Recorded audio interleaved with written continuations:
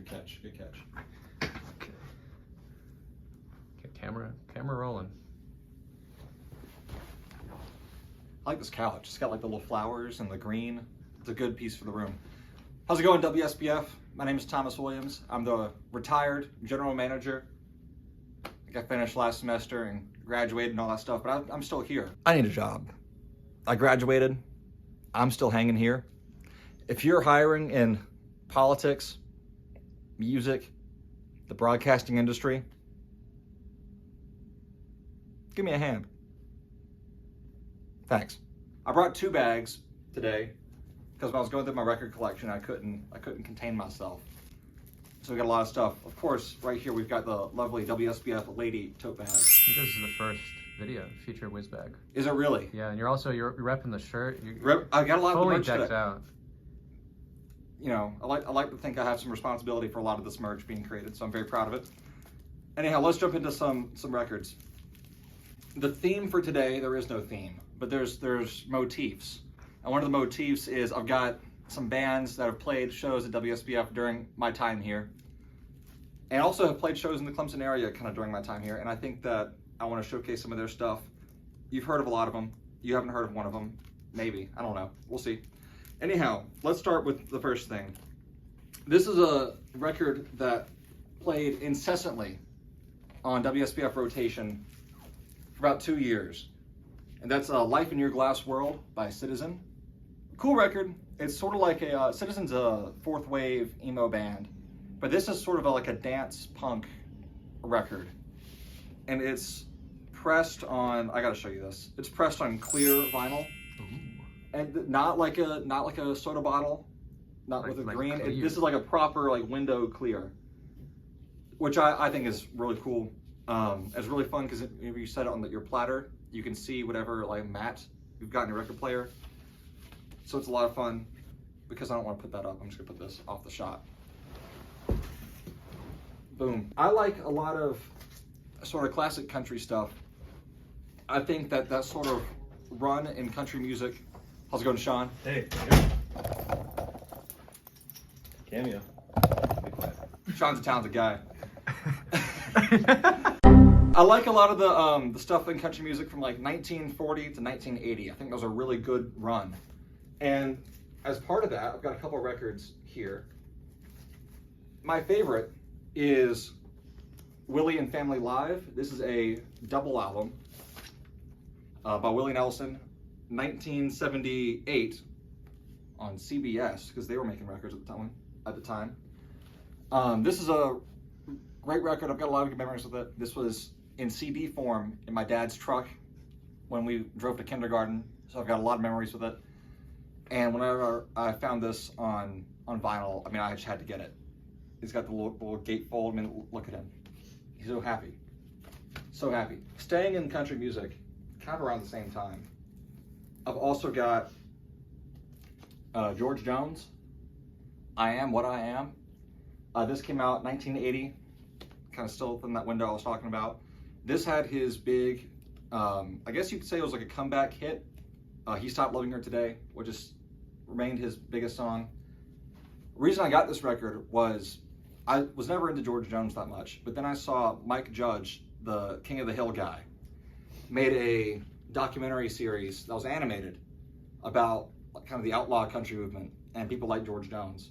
And he had a 2-part episode on George Jones and Tammy Wynette, and it just sticks with me. I think about it all the time. And there was a part in the documentary where they talk about, you know, George Jones, he'd just disappear sometimes, but they'd always find him at a motel getting drunk, eating fried chicken. And that really resonated with me a lot. So I got a lot of respect for George Jones and what he's all about. There's also a Drive By Truckers song about him, which I like a lot. Anyhow, sticking to, you know, not quite country, but kind of, you know, in that world. We got Neil Young, Zuma. You can't see this because it's video, but like this record is like a different material than the outside of other record sleeves. It's like a matte paper. This is a great record. I think it's really foundational to a lot of things that came after it. The second to last track, Cortez the Killer, 8-minute long guitar jam. It's awesome. I've got a lot of feelings about like blues-based jams. Most of them I don't like because it can be really repetitive. But the way that Neil Young plays guitar, it's all about the melody, and it all comes back to that. And it's almost like a piece of classical music where you're listening to like a soloist, where it never forgets the song. And it's really cool. Cortez the Killer off of Zuma is one of my favorite songs of all time, and influenced some artists I'll talk about a little bit later. Moving into CDs, because we're going to come back to the records, so we're going to talk about some CDs for a second. First off, I just got this one. This is my most recent purchase. I've got Holy Ghost by Modern Baseball, 2017. This is my favorite album by Modern Baseball, which is one of my favorite bands. Was my favorite band for a little bit. A really underappreciated record in their repertoire. I think that the first two tracks, Holy Ghost and Wedding Singer, is some of the best work in fourth wave emo. The first half of this record is written by Jake Ewald, one of the two songwriters in Modern Baseball, kind of their Paul McCartney, if you ask me. And then the back half is written by Bren Lukens, which is kind of like, to me, their John Lennon. You've got to listen to Wedding Singer if you haven't. It's a great track, great guitar riff. It's awesome. The first CD that I bought after kind of joining WSBF and getting into buying music is Snail Mail's Lush. Great record, pristine speaking terms, really good tracks. There's not a whole lot that I can say about it that hasn't been said already. WSBF DJ Nick Miller is a big fan of this. Snail Mail, good record. Who also made the shirt that you're wearing and the tote bag. Yes, Nick Miller designed. Play the Be Real.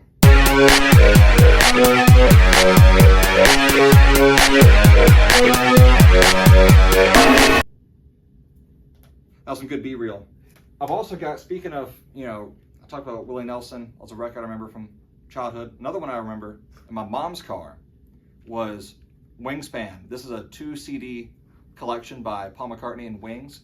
One CD is called Hits, and it's their hits. And the second CD is called History, which is, I think, just kind of his favorite songs that didn't make it into the hits category. I mean, CD 2 is like 22 tracks, and it's awesome. This is a really great CD. I was able to get it for like $6 at Mr. K's in Greenville, so shout out Mr. K's. I love Paul McCartney, but I think Wings is his best work.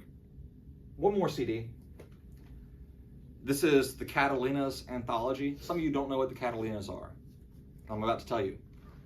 Carolina beach music is a great genre, but it's a mercurial thing. No one can really define it. A good friend of mine, former WSBF DJ Chris Rathke of Bantam's fame, just described it as, this is just Motown. It's not. It's a completely different thing. The Catalinas are a band from a time period that I don't know what I think it's the 70s, but nobody knows. But they got a track called Summertime's Calling Me, and it's awesome. It's such a great track that they mention it in big letters at the back of the CD. Play the track, it's on YouTube. Maybe someday soon I can feel this way year-round, but it's summertime and I don't want to stay in this town. No, I want to... Wasn't that awesome? It's great. Good, horns, really fun. My grandpa gave me an iPod Shuffle when I was 10, and that was on there, and it was amazing. You gave me an iPod Shuffle when I was 20. That's right. I gave Thomas 2 an iPod Shuffle when he was 20. Yeah. And also Jack Waldrop. Show a picture of Jack. There he is. Okay. All right, cool. Oh, hell yeah. Let's jump into one more form of media, and then we'll switch back to the records. Happy Feet. Yeah! Was it spring 2023? Is that right? No, fall 2023. No. Spring 2024. That's right. It all runs together. Spring 2024, I had a show called Surf's Up is Better Than Happy Feet here in WSBF-FM Clemson. I don't have a copy of Surf's Up, or else I would have brought it. But I do have a copy of Happy Feet. Which is worse? I've given it half a star on Letterboxd. I don't like this movie at all. I think it's an inferior Penguin movie compared to others of the day, whether it be the Penguins of Madagascar fame, or also the penguins that surf in Surf's Up. Chicken Joe, great character in Surf's Up. Show the picture of Chicken Joe. There it is. I mean, there's not much you can say. It's Happy Feet. You've either seen this movie or you haven't. But there it is. Happy Feet. I don't like it. According to the back of this DVD, Lou Lumenick of the New York Post says it's not only the year's best animated movie, it's one of the year's best, period. Hey, and that's the New York Post. That's the truth right there. Yeah, that's it. Pure, unfiltered. This is so weird. I was actually just talking about Surf's Up. Full screen edition. Well, look, I'm telling Earlier you, this morning. it's a cultural thing.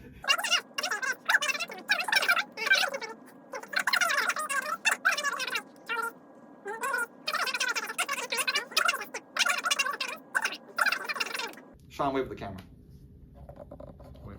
Oh. Hey. Of the penguins of Madagascar, what's your favorite? Oh, Rico, obviously. Yeah. 'Cause he's the crazy one. Yeah. Makes sense. He pulls shit out of his like mouth and stuff. I've always appreciated Kowalski. I think he's got a wit to him that, Yeah. you know, as an 8-year-old, I didn't really appreciate enough. Private's funny as well. I like Private. It was like quiet. No There's love a- for there's a lot- Skip- there's a no lot of love for people- Skipper. No, fuck Skipper, bro. There's a lot of folks like Private in our life. Yeah. A lot of people think they're Skipper, but they're Private. Let's get back into the music. So I talked about Jake Ewald on the first half of Holy Ghost by Modern Baseball. Jake Ewald later on went on to do a solo project, Slaughter Beach Dog. This is their 2020 release at the Moonbase. I called this a recent album a couple of weeks ago, and a friend of mine, general manager Dylan Finley, said, Thomas, that was like 5 years ago. And I died.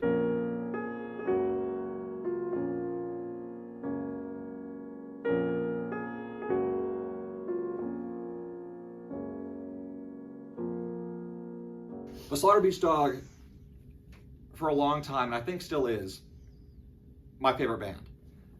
But I'll maintain, for every good song that they put out, they've also got 1.5 bad songs. But that doesn't matter because their good songs are great. This record is full of them. This is kind of like a synthy album compared to their other stuff, which is kind of more like finger-picked, acoustic, all that. Recommendation off this record is Are You There?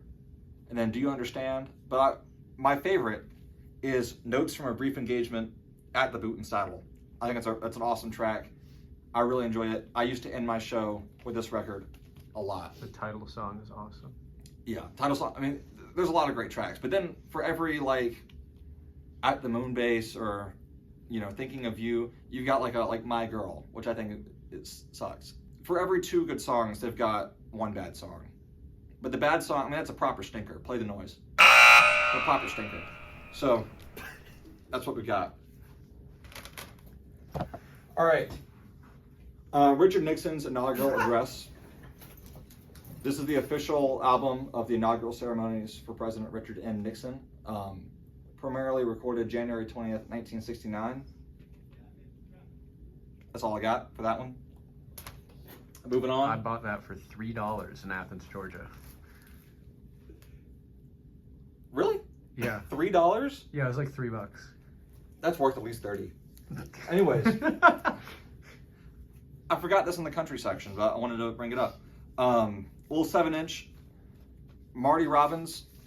I think this is the first 7-inch shown on What's in My Bag. Is this correct? No, Liam had some. Really? He had Eurythmics and Johnny Cash. You can. I'm gonna put a picture of Liam up there. Well, anyways, I got Marty Robbins, Buenos Dias, Argentina. The song rocks. I bought this at Harvest Records in Asheville, just flipping through the 45s, and I saw this, and I grabbed it, because I like Marty Robbins, and I put it on, and it's awesome. It's awesome. It's great. Good track. Moving on. Here's a record with a story. Vague Enough to Satisfy by Philip Frobose. Philip Frobose plays bass in, I think it's in Atlanta, a band called Omni. This record is, if you have a sharp eye, the original soundtrack to the novel by Philip Frobose. So you might be asking yourself, what novel? Well, that's a good question to be asking, because that novel is Vague Enough to Satisfy by Philip Frobose. My copy is signed. By Philip Frobos. By Philip Frobos. To Thomas. Enjoy. Let's talk about this real quick. Philip Frobos, promoting this record, came to WSBF. He played a show at Mojo Coffee. Solo bass with like a drum track. Did a couple of readings from the book, you know, very like blah blah blah blah blah blah. Interesting stuff. The book's about a guy, he goes to Germany. That's about it. Can I recommend this book? No comment. Can I recommend this record? It's an experience I'll never forget. What I do have to say is that it was recently brought to my attention. And when I say brought to my attention, I mean people like knocked on my door to tell me to up this because they thought I'd really enjoy it. This book was reprinted a couple weeks ago. It was the, you would say pressing for records. Would you say just printing for books? Yeah. It was the 4th printing of this book. Philip Frobos posted about it. Show the post right there.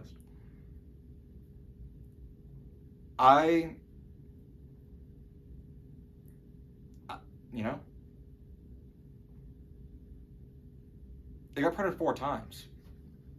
Probably the best novel that's ever been promoted at WSBF between the years 2020 and 2025. What? If you ask me. Was it vague enough to satisfy? Yeah, that's probably the best one. No, it I was was asking. Was it the novel itself was it vague enough? indeed vague enough to satisfy? It was quite specific in a way. Hi, I'm Thomas Williams. Philip Frobos is a wonderful guy. He donates to charity, I'm sure, and I have nothing bad to say about him. His work with Omni is delightful, and I think he's a great person, a wonderful personality, and a great part of the Southeastern music scene. The views and opinions expressed during this episode are not reflective of the views of WSBF, Clemson University, or the Board of Trustees. Back to the video. We're going to talk about Wednesday and MJ Lenderman. It was going to happen. It's gotta happen. We all knew, we knew it was going to happen. It's got to happen. Let's start with Wednesday. So in, I think it was fall of 23. It was spring of 23 because it was right before I got here, and I was so mad because I missed them and Model X. It was fall of 2022. That's right. Yes. In the fall. Oh, holy shit! That's fucking crazy. I don't like that. 'Cause In the Bernardo fall of went. 22, Wednesday came to. Gotta be thinking about the edit. In the fall of 22, Wednesday came to Clemson. I don't think they were promoting this record. Oh, wait, maybe they weren't. They were promoting Bold Believer and Chosen to Deserve. It was like the run-up. That's to right. God. That's right. Wednesday was promoting their soon-to-be upcoming record, Rat Saw God. And they played tracks like Bold Believer, Chosen to Deserve. Bath County. In fact, I don't think Bold Believer had come out on streaming yet. It, that was the lead single. I actually read the Tiger article about it a few weeks ago. It was like the week Bold Believer came out. That's right. So yeah, Bold Believer had just come out. They played some like unreleased stuff. Big track, and then they played some of the unreleased, like. So of course, Rat Saw God, great record. I don't have it here, but show it right there. That's a big staple in the WSBF rotation in the past couple years.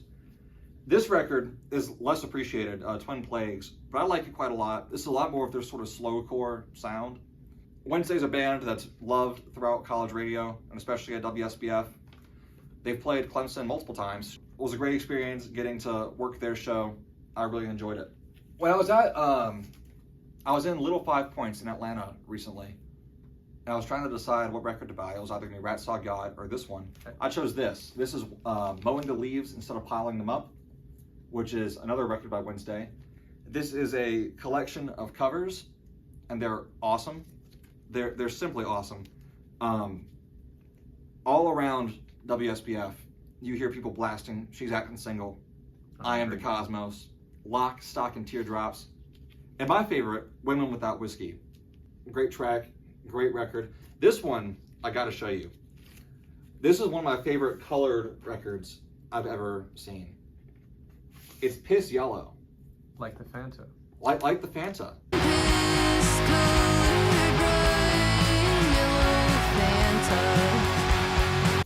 They call it Pilsner Yellow, but we all know what they meant. Piss Yellow. Look at that. That's crazy. That's gorgeous. Like I didn't think it would actually be exactly the color of piss, but it's bright. Yeah. Show my Bojangles cup. Now this is a really North Carolina ass picture, but look at that color. That's beautiful. So that's this record.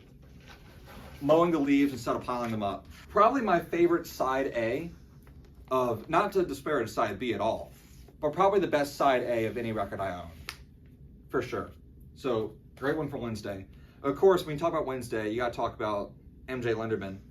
His solo project really blew up recently. You can put your clothes back on, she sleeps. But when I first heard of MJ Lenderman, just my roommate had mentioned, hey Thomas, have you heard the guy from Wednesday has a little solo project? And that's when I first heard Boat Song. Oh yeah. This is the only cassette I own. Actually, I own another cassette, but it's like waltzes by like Strauss. So this is the only cassette I own. Since Manning Fireworks came out, and since most of these songs are available on his live record, I think that Boat Songs kind of gets a little underappreciated. But come on, it's hard to beat it. Hangover Game, track 1, is probably my favorite song of the first half of this decade. I also love Dan Marino, which he doesn't play live, and I don't know why. So, 1, 2, 3, 4, 5. So track 7, Dan Marino. I think it's about Charleston, because his dad saw Dan Marino at a Harris Teeter in South Carolina by the shore. I think it's Charleston. It's like, where else by the shore in South Carolina would you find a Harris Teeter? Dan Marino has a house on Kiowee Island, but there's no Harris Teeter on Kiowee Island. Surely there's not. It's too like highfalutin. I think that MJ Lenderman's singing about Charleston in this cassette. So, food for thought. And that brings me to the last thing I want to show you here today. Put that in this pile. Physical media is wonderful. What I listen to most of my music on is this iPod. This is an 80 gigabyte iPod Classic Generation 5.5, made in 2005. I bought it on eBay recently with a refurbished battery. I highly recommend it. The iPod revival has hit WSBF in full swing. Jack's got one. You've got I one. got one. Dylan has one. I've been giving out iPod shuffles Like for they're people's candy. birthdays like candy. They're like, man, you can get one on eBay for like $12. It's a great deal. And You then can put the entirety of Pure Heroin and the LCD Sound System London sessions Yeah. on there. you can if you know somebody and you kind of know what music they like and their birthday's coming up, give them an iPod shuffle. Load it up. It's a good This is not a call to action. it's a good move. I mean this thing's great. This has got all the music on it. You can time lapse this while I find something.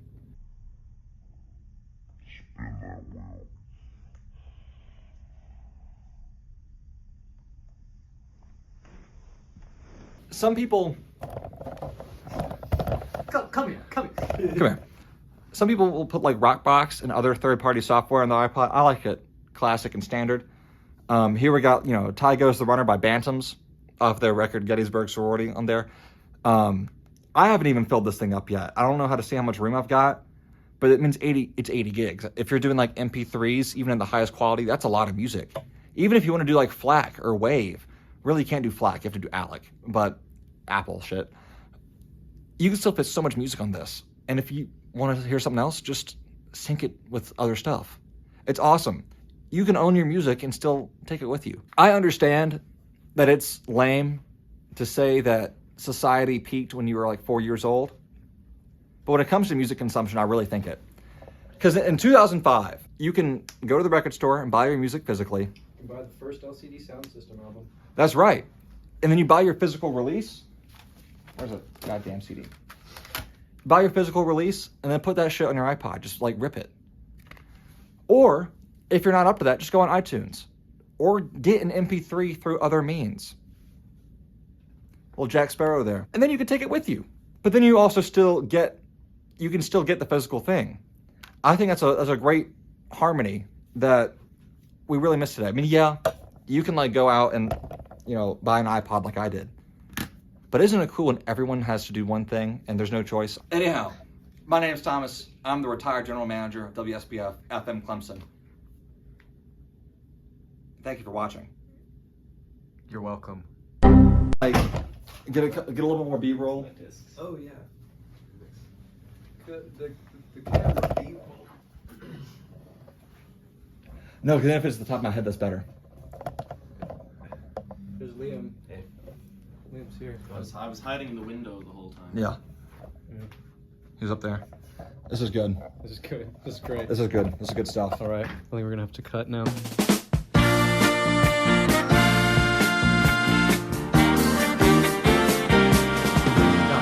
Can't say that. What the fuck? I told myself to say